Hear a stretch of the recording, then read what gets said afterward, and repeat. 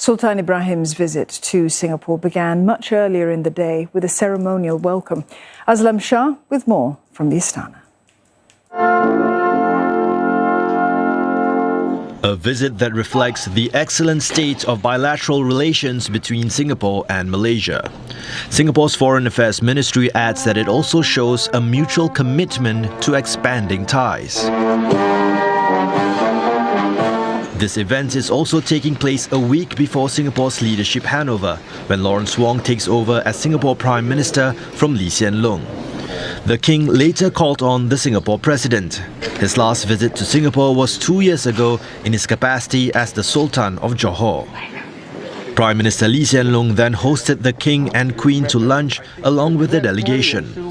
Alongside him include Singapore's Foreign Affairs Minister Vivian Balakrishnan and Law and Home Affairs Minister K. Shanmugam.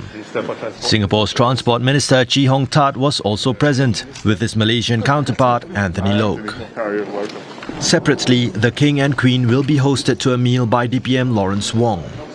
During the state visit, the King will be hosted to a tour of the Parliament chambers by Speaker of Parliament Seah Kian Peng, where he will also observe parliamentary proceedings. Now, Transport Minister Chee Hong Tat will also host the King to a visit of the Thomson East Coast Line. Capture the remembrance of this historic moment. This MRT line ends with Woodlands North Station, which is the Singapore stop for the Johor Bahru Singapore Rapid Transit Link project.